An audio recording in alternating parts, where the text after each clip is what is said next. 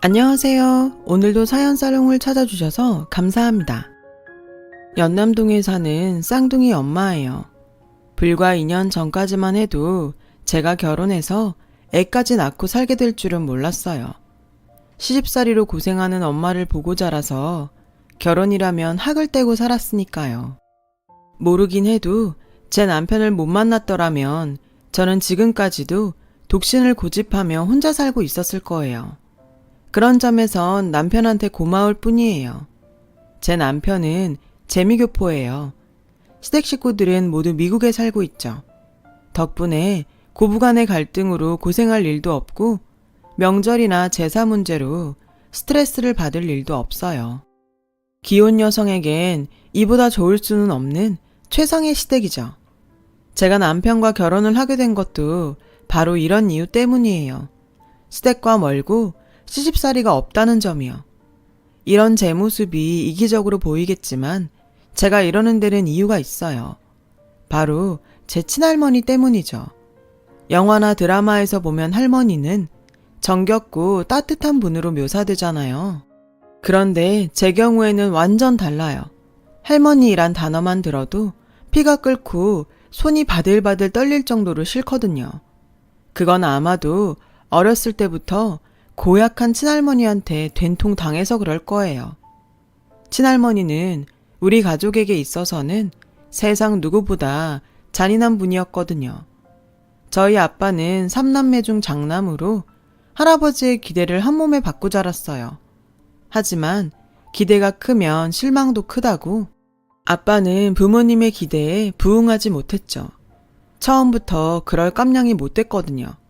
공부머리도 그저 그랬고 융통성도 없어서 사회생활도 능숙하지 못했어요. 반면에 작은 아빠는 저희 아빠만큼 지원을 받지 못했음에도 혼자 힘으로 장학금까지 받고 명문대에 들어갔죠. 졸업 후에는 이름만 들어도 알만한 대기업에 취직을 했고요. 40대에는 최연소 임원이 되었으니 별 볼 일 없는 장남을 제치고 가문의 영광이 되는 건 당연한 거였죠. 작은 아빠가 잘 되면 잘 될수록 저희 아빠는 집안에서 입지가 좁아졌어요. 결정적으로 장남임에도 아들도 못 낳고 딸만 내리 넷을 낳는 바람에 친할머니는 일찌감치 등을 돌렸죠. 그나마 아빠를 아끼시던 할아버지마저 세상을 떠나자 결국 찬밥 신세가 되었어요. 무능한 장남에게 맡겨진 임무라고는 부모 부양과 집안 대소사에 따른 책임뿐이었어요. 그리고 그건 고스란히 저희 엄마 몫이 되었죠. 이해했다. 세경 받아라. 매달 말일이 되면 친할머니는 저희 엄마를 불러 생활비를 던져주시며 이런 말을 했어요. 세경이라고 아시죠? 일을 한 대가로 노비 머슴에게 주는 돈이나 물건을 뜻하는 거 아닌가요? 세경이라니. 아니, 저희 엄마가 이 집 노비라도 되나요? 세경을 받게. 어린 마음에도 그 모습이 정상적으로 보이지 않았어요. 그럴 때마다 엄마는 아무 말도 못하고 할머니가 던진 돈을 무릎 꿇고 앉아 한 장씩 주우셨죠. 제가 8살 때던가요. 돈을 줍고 있는 엄마가 너무 불쌍해서 할머니한테 따진 적이 있어요. 할머니, 우리 엄마가 거지예요? 왜 엄마한테 돈을 던져요? 자꾸 엄마한테 이러시면 저도 나중에 할머니한테 용돈 던져드릴 거예요. 엄마는 제 입을 틀어막으며 할머니한테 버릇 없이 무슨 짓이냐고 했지만 정작 할머니는 표정 하나 안 변하고는 놔두라고 하셨어요. 됐다. 꼴에 성질 있다고 덤비는데 아직 지주제를 몰라 그러는 걸 누굴 탓하겠냐. 왜 네 애미한테 돈을 던지냐고. 그럼 상전이 제 집 동년한테 공소원이 세경을 갖다 바치리. 네 애비나 애미는 이 할미한테는 하등 필요 없는 혹이다 혹. 내 돈 빨아먹는 존벌레만도 못한 것들이라고. 애미 너도 입 있으면 말해봐라. 네가 시집와서 우리 집에 해준 게 뭐냐. 밥축 내는 기집애를 넷이나 싸지른 거. 그거 말고 한 게 뭐 있냐고. 남편 벌이가 안 되면 너라도 나가서 돈벌이를 하던가. 그것도 아니면 입이라도 줄였어야지. 넌 생각이란 건 안 하고 사는 애냐?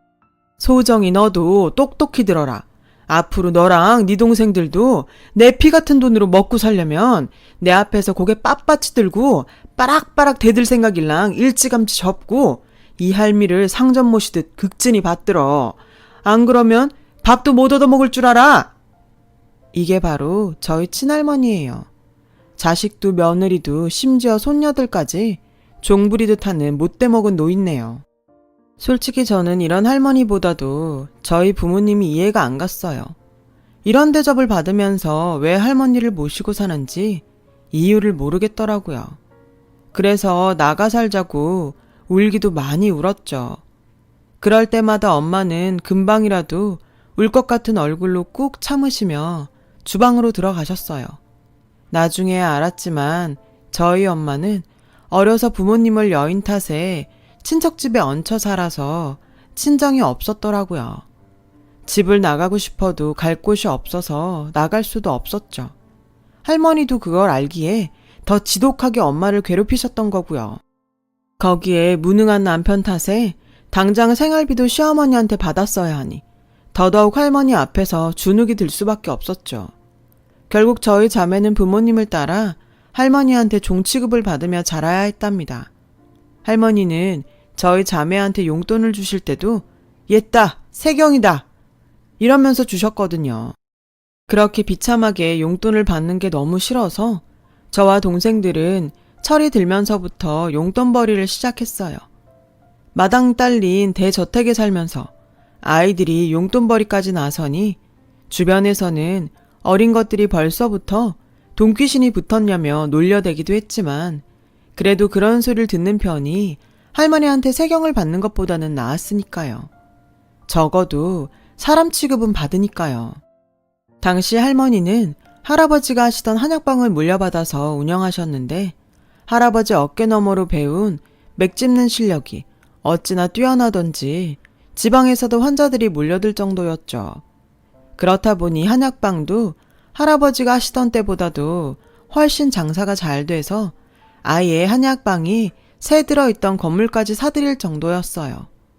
할머니는 그렇게 번 돈으로 저희 가족을 건사하셨고 부동산에도 투자를 하셨죠. 할머니의 돈을 관리하는 건 작은엄마였어요. 작은엄마는 70년대 강남개발 당시 땅을 팔아 떼돈을 번 벼락부자의 고명딸로 부친의 영향을 받아 땅 투기로 돈 꽤나 쥐고 사는 사람이었어요. 할머니한테는 입안에 혀처럼 구는 여우 같은 사람이기도 했고요. 곰 같은 저희 엄마와는 전혀 달랐죠. 당연히 할머니는 작은 엄마를 아끼고 예뻐하셨어요. 용돈도 잘 주고 앞에서 살갑게 굴고 게다가 할머니 자산까지 알아서 불려주니 왜 안 그렇겠어요. 거기다 결정적으로 아들 손주를 둘이나 낳아주었으니 말 다 했죠. 할머니의 총애를 받던 작은엄마는 할머니만큼이나 저희 엄마를 무시했어요. 명절이나 제사 때도 설거지 한 번을 안 하면서도 할머니 앞에서 음식 타박까지 해댔죠. 형님, 전복을 이렇게 바싹 구우면 어떡해요? 기껏 어머님 드리려고 크고 비싼 걸로 보냈더니 다 망쳤네. 형님 친정에선 전복도 안 먹어보고 살았어요? 이걸 다 어째? 저희 엄마한테 친정이 없는 걸 알면서도 말끝마다 엄마 친정을 들먹거렸어요.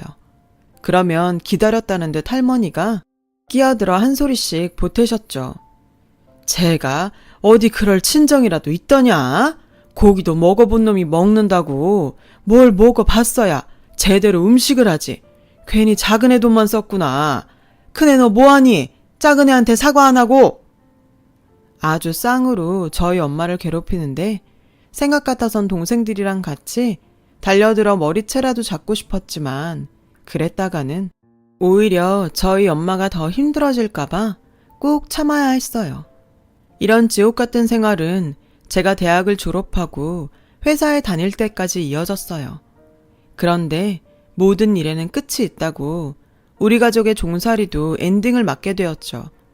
막내 동생까지 대학에 들어가자 드디어 자신만의 시간을 갖게 된 엄마는 구청에서 하는 문화센터에 다니셨어요.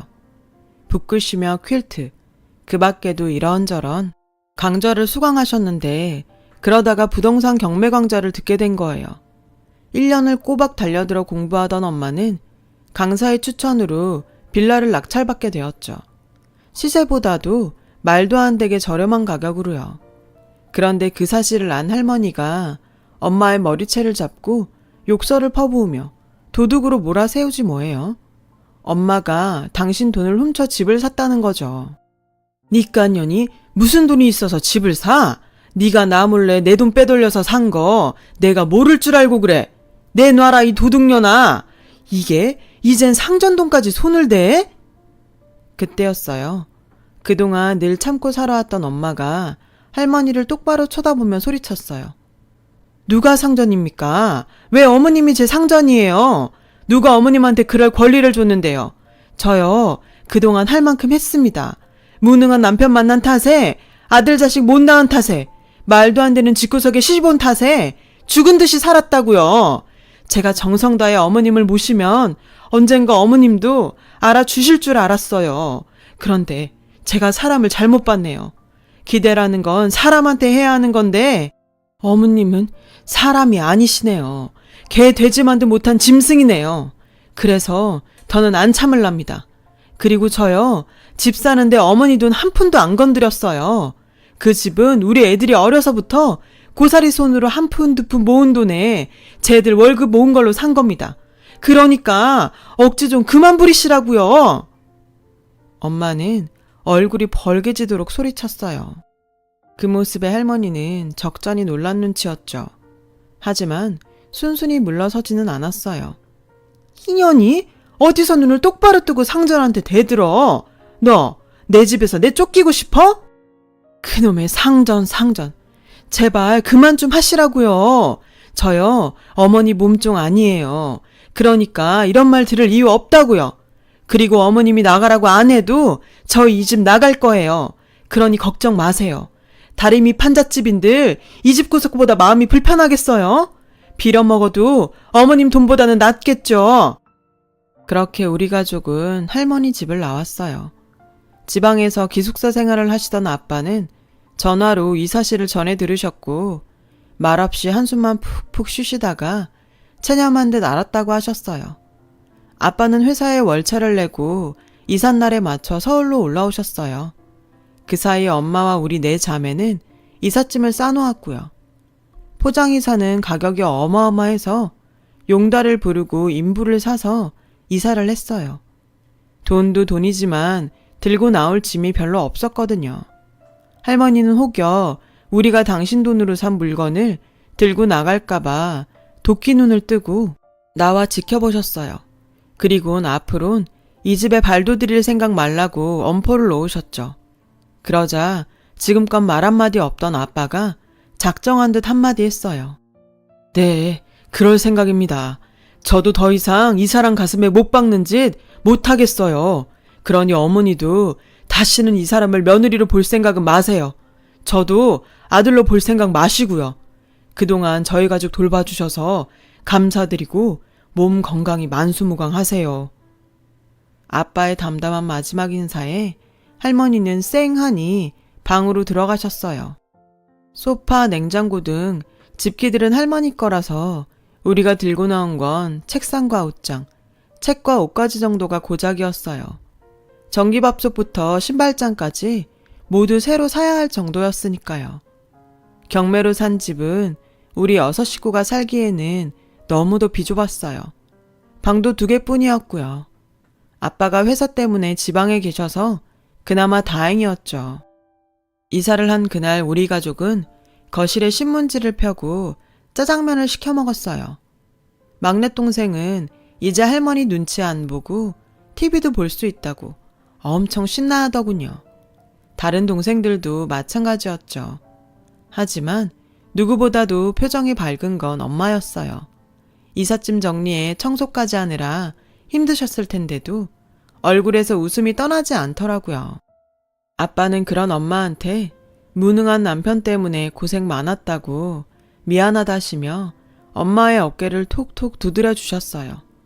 그 바람에 엄마는 울음을 터뜨렸죠. 그 울음에는 지난 30여년간의 서름이 고스란히 묻어있는 것 같았어요.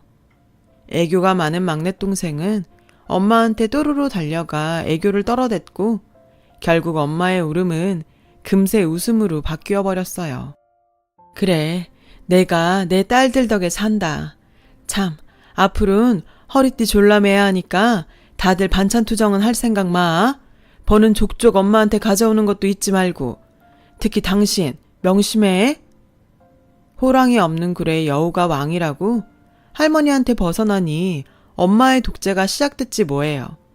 그래도 이런 상황이 싫지 않았어요. 이게 다 사는 재미다 싶었으니까요.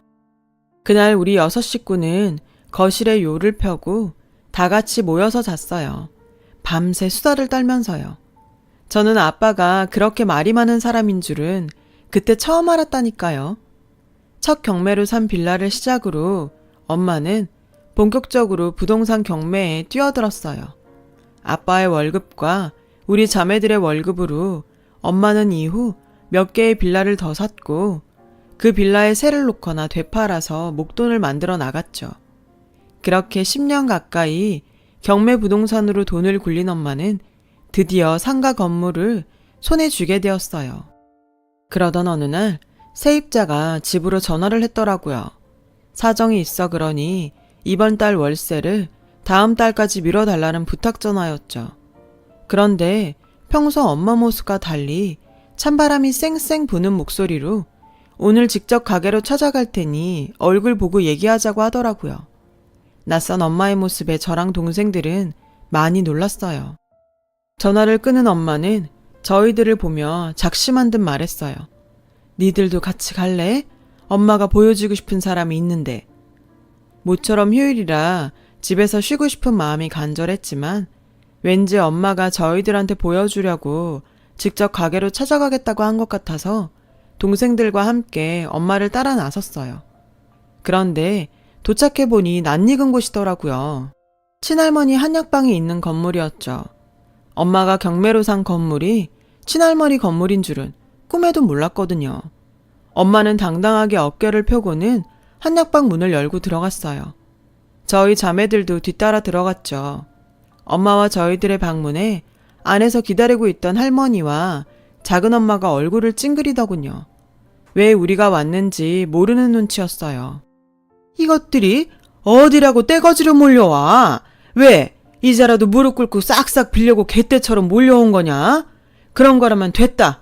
난 니들 받아줄 생각 없으니 당장 꺼져. 여전하시네요.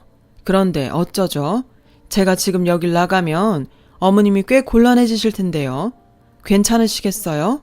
이 상황 감당하실 수 있겠냐고요? 니깎게 뭐라고 내가 곤란해? 내 집에서 빌부터 먹고 살던 년이 손바닥만한 집 하나 장만했다고 어깨에 힘 좀 주고 싶은 모양인데 딴 데 가서 알아봐. 당장 안 꺼져? 그 성질은 여전하시네요. 불과 30분 전까지만 해도 이달 월세 좀 밀어달라고 사정사정하시던 분이. 그 말에 할머니와 작은엄마는 입이 떡 벌어졌어요. 새로 바뀐 건물주가 저희 엄마라는 걸 몰랐던 모양이에요. 엄마는 보란듯이 휙 돌아섰어요. 그때였죠. 얘 아가 어딜 가는 게냐? 그러니까 내 건물을 산 게 너란 말이지. 아휴 살았다. 하늘이 도왔어. 하마터면 알거지로 쫓겨날 뻔했지 뭐냐. 부동산 여자가 하도 주인 연락처를 안 가르쳐 주길래 며칠을 끙끙 앓았잖냐. 내 식구가 건물주가 된 걸 알았다면 그건 걱정 안 해도 되는 건데 말이다. 그건 그렇고 이참에 간판도 바꾸고 가게 내부 수리도 해야 되니까 큰애한테 연락해서 인테리어 업자 좀 찾아보라고 해라. 네가 건물까지 살 정도로 돈이 있는 모양인데 인테리어비는 니네가 내는 걸로 하고. 자식 키운 보람 이제야 찾는구나. 어머님, 그게 무슨 말씀이세요? 제가 건물을 산 거랑 어머님 가게 인테리어랑 무슨 상관이 있다고요? 전 오늘 월세 못 내겠으면 가게 빼라는 최후 통첩하려고 온 거예요. 월세가 벌써 2달이나 밀리셨는데 이달 월세도 못 내신다니 건물주로서 별 수 없잖아요. 내가 땅 파서 장사하는 사람도 아니고. 엄마는 신이 났는지 연신 말을 이어갔죠. 그런데요, 어머님. 얼마 전에 TV를 보다가 어머님 비슷한 분을 봤지 뭐예요? 아들 낳는 한약이라고 속여서 비싼 값에 썩은 한약재를 달에 팔았다네요. 설마 어머님은 아니시죠? 그렇게 아들아들 하시던 어머님이 그런 인간 말종 같은 짓을 하실 리는 없다고 생각하지만 세상 일은 모르는 거라서요. 설마 아니시죠, 어머님? 엄마는 다 알면서 일부러 할머니를 놀려대며 빈정거렸어요. 얼마 전 TV를 통해 그 사건을 접한 우리 식구들은 단박에 사기꾼이 누구인지 알아봤거든요. 그건 바로 말투 때문이었죠. 우유값을 받으러 온 사람한테 모자이크 속 사기꾼은 이렇게 말했거든요. 옛다, 세경이다. 그 말에 우리 가족은 입이 떡 벌어졌죠. 그런 말을 쓰는 사람은 할머니뿐이니까요. 엄마는 그 일을 끄집어내 할머니 속을 뒤집어 놓을 작정이었던 거예요. 할머니 건물을 낙찰받은 것만 봐도 지난 10년 동안 엄마가 얼마나 칼을 갈며 이날을 기다렸을지 뻔했어요. 30년간 시집살이를 하면서 딸들 앞에서 비참한 꼴을 보이며 살았던 엄마는 그 딸들 앞에서 통쾌한 복수를 하고 싶었던 게 분명했죠. 그 마음을 알기에 우리 자매들은 엄마를 말리지 않았어요. 할머니는 입술을 바들바들 떨며 말했어요. 너 설마 이 늙은 시애미를 놀리려고 애들까지 끌고 온 거냐? 나 망한 거 확인하려고 온 거냐고. 그래도 난 부모 없이 자란 널 며느리로 받아주고 지난 30년간을 니들 새끼까지 건사해온 사람이다.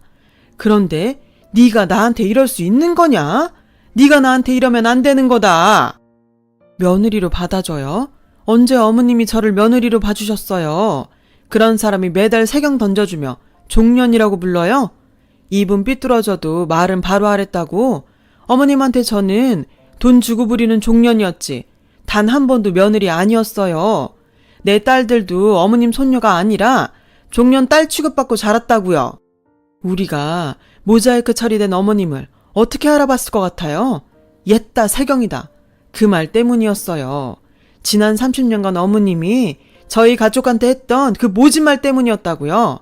어머님한테 며느리는 돈 있는 집 딸인 동서밖에 없잖아요. 이제는 그나마 동서 친정도 망해서 며느리 취급을 하실지는 모르겠지만요.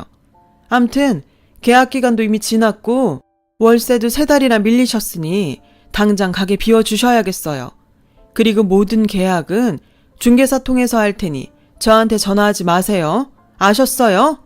얘들아 가자. 그렇게 엄마와 우리 4자매는 그 길로 돌아서 나왔어요. 할머니는 달려나와 저희 엄마 팔을 붙잡고 당신이 잘못했다고 싹싹 비셨지만 엄마는 눈길 한 번 안 주고 차에 올랐죠. 그리고 얼마 뒤 부동산 중개인을 통해 할머니를 내보내고 새로운 세입자를 들였다는 연락을 받았어요. 그날 엄마는 욕실에서 한참을 우셨어요.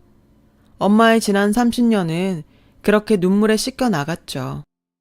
그 일이 있고 얼마 뒤 고모를 통해 할머니 소식을 들을 수 있었어요. 그 많던 할머니 재산은 할머니 몰래 작은 엄마가 친정 부도를 막는 데 써버렸는데 결국 부도를 막지 못해서 모두 날아갔다고 하더라고요.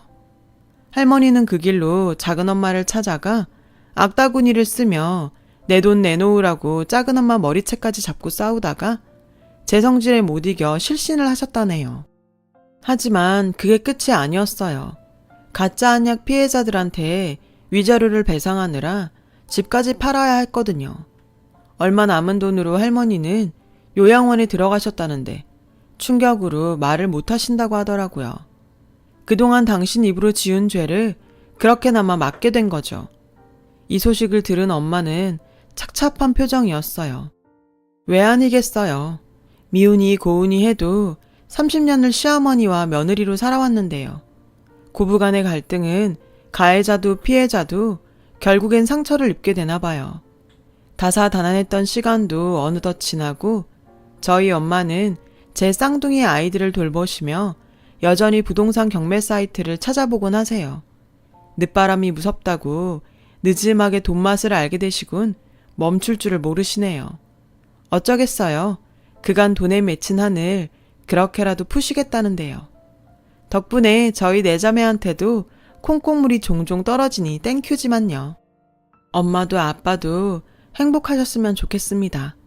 지금까지 제 사연을 들어주셔서 감사드려요. 들어주신 모든 분들 행복한 하루 보내시길 바랍니다. 여러분, 사연 댓글에 응원과 현명한 조언 부탁드려요. 좋아요와 구독은 저에게 큰 힘이 됩니다. 오늘도 좋은 일 가득하세요.